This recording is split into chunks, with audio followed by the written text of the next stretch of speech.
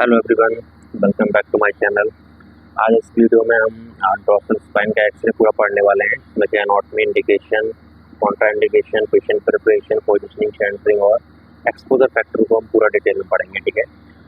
इसमें सबसे पहले ये आप इमेज देख रहे हो, ये एक्सरे का जो है, जो हमारा डोर्सल स्पाइन एक्सरे है उसका एपी व्यू है और ये हमारा एक लेटरल व्यू है। ओके, सबसे पहले शुरुआत हम इसमें जो एनाटॉमी से करेंगे। ठीक है।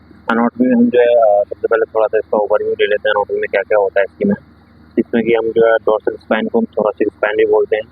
ठीक है। टोटल 12 वर्टिब्रास होती हैं T1 से लेकर T12 तक। ये कहाँ लोकेटेड होती हैं? सर्वाइकल स्पाइन से लेकर के लंबर स्पाइन के बीच में, यानी कि हमारा नेक होता है सर्वाइकल स्पाइन, यानी कि नेक से लेकर के लोअर बैक यानी कि लंबर स्पाइन के बीच में। जैसे कि सर्वाइकल स्पाइन यहाँ तक होता है, ठीक है, और जो हमारा जो है ये लंबर स्पाइन है यहाँ नीचे। ओके, इसकी एनाटॉमी में क्या क्या नजर आता है? वर्टिब्रल बॉडी होता है, वर्टिब्रल आर्क होता है, स्पाइनस प्रोसेस होता है, ट्रांसवर्स प्रोसेस होता है। ठीक है। और जो हमारी जितनी भी जो हमारी थोरेसिक वर्टिब्रास होती है ना, वो हमारी रिब्स से अटैच होती है। जैसे आप देख पा रहे हो, ये हमारा एक थोरेसिक वर्टिब्रा है, ये हमारी सब क्या है, देखो ये रिब्स से अटैच है यहाँ पे, ये देख पा रहे हो आप, ये सब हमारे रिब्स से अटैच है। ओके, सबसे पहले स्पाइनस प्रोसेस क्या है, ये जो आप देख पा रहे हो, ये ट्रांसवर्स प्रोसेस है दोनों तरफ।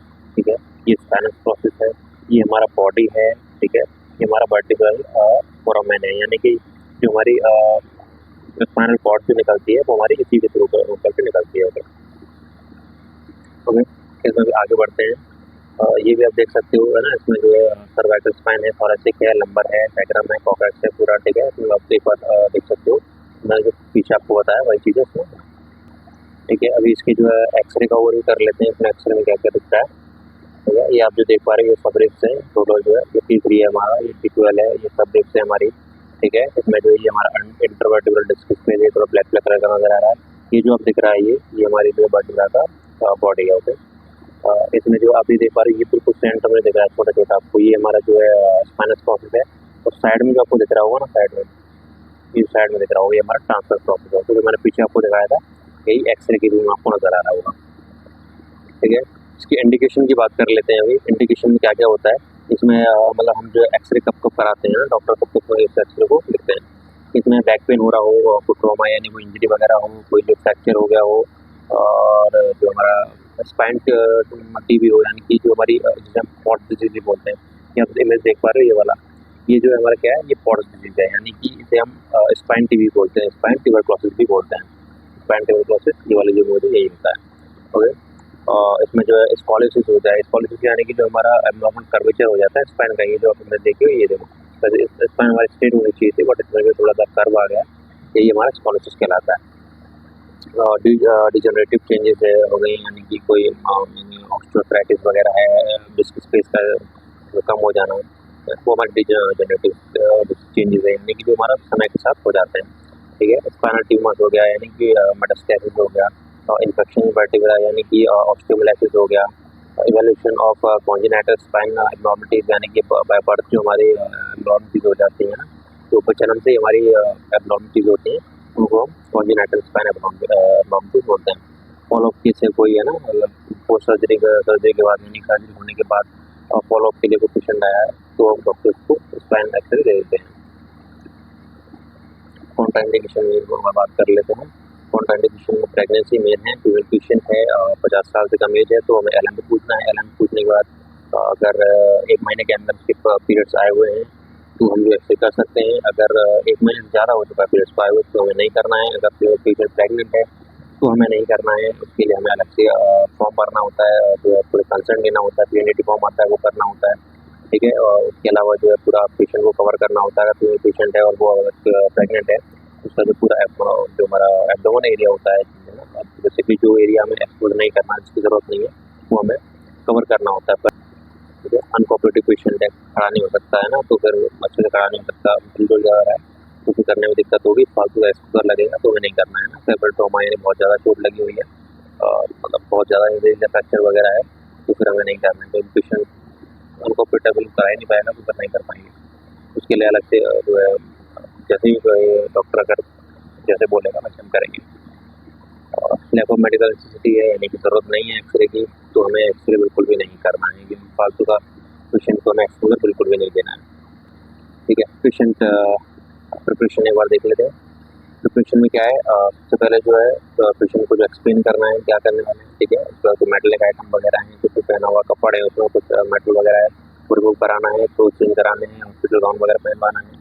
और वही मेन जो है प्रेगनेंसी चेक करना है, यानी कि LMB वगैरह पूछनी है पेशेंट को। सब कुछ होने के बाद हमें जो है पेशेंट को एकदम स्टिल खड़े होने के लिए बोलना है, ताकि कोई भी मूविंग आर्टिफैक्ट ना आए, ठीक है। फिर पोजिशनिंग की बात कर लेते हैं जो है।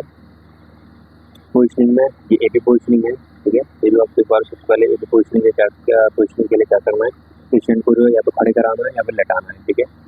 खड़े करा देते हैं, या तो हम सुपाइन पोजिशन में लिटा सकते हैं या फिर इरेक्ट यानी कि खड़े करा सकते हैं।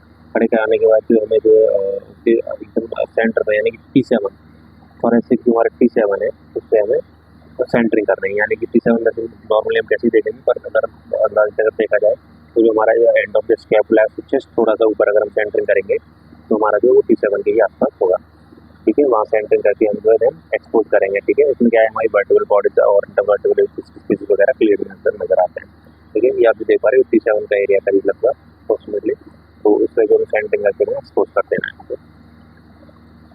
क्योंकि लेटरल व्यू के लिए देख लेते हैं अभी। हाँ, एपी में क्या था कि हम लेटा के और या फिर खड़े करा करके बिल्कुल जो सामने से एक्सपोजर करेंगे। उसमें क्या है, हम लेटरल साइड यानी कि कुछ साइड है या तो अगर हम खड़ा है पेशेंट तो जो साइड को टच कर रही हो है ना स्टैंड है, तो अगर लेटा हुआ है तो जो इस तरीके से हमें पोजिशन में लेटाना है, ओके। और उसके बाद जो साइड में जो है यानी कि यहाँ पर से जो अगर T7 पर सेंटरिंग करना है देन हमें एक्सपोज करना है, ओके। और उसके बाद पोजिशनिंग आती है हमारी लेटरल व्यू, सॉरी लेटरल के बाद हमारा ऑब्लिक आ जाता है। ऑब्लिक जो वैसे भी रेयर है, इसमें जो है नॉर्मली इसमें नहीं होता है, तो नॉर्मली जो है हमारा एक्सरे एपी या लेटर में होता है। ये जो हमारा रूटीन मतलब नहीं है, बहुत स्पेसिफिक केस में होता है। इसके लिए क्या है, हमारा जो नॉर्मली जो हमारा लेटरल पोजीशन है उसमें अगर हम 20 से 30 डिग्री का एंगल दे देंगे तो सेम एक्जैक्टली हमारी जो ऑब्लिक पोजीशन बन जाएगी। सेंटरिंग अगर T7 पर करके हम जो है एक्सपोज कर देंगे, देन हमारा एक्सपोज हो जाएगा। उसके बाद हम एक्सपो का फैक्टर की बात कर लेते हैं। इसमें जो हम KVP 70 से 90 के बीच में रखते हैं, ठीक है। और MAF 20 से 50 के बीच में रखते हैं, और डिपेंड करता है हमारा AP कर रहे हैं या फिर हम लेटरल पोजिशन कर रहे हैं। और डिस्टेंस हम जो है 100 से 120 के बीच में, मतलब जनरली 100 रखते हैं, 100 से 120 के बीच में रख लेते हैं। और जैसे KVP हमारा जो है पेनिट्रेशन पावर कंट्रोल करता है, जो हमारी एक्सरे की होती है। और जो हमारा MAS है वो हमारा इमेज डेंसिटी यानी कि जो हमारा एक्सपोजर फैक्टर है, यानी जो अमाउंट ऑफ जो एक्सपोजर है तो कितना अमाउंट ऑफ एक्सरे जाएगा उसको कंट्रोल करता है MAS। एंड देन KVP किसको कंट्रोल करता है, पेनिट्रेशन पावर को। ओके, इस वीडियो में इतना ही था। बाकी जो है मैंने और भी वीडियोस बनाई हुई हैं ना एक्सरे के बारे में, पूरा जो है अपर एक्सट्रीमिटी के ऊपर वीडियो बनाया हुआ है मैंने, ठीक है। और भी जो वीडियोज हैं वो आप देख सकते हो मेरे वीडियो सेक्शन में जाकर के मैंने प्ले लिस्ट बनाया हुआ है, ठीक है। और भी अगर कोई डाउट वगैरह हो आपको तो कमेंट कर सकते हो। अगली थैंक यू वेरी मच।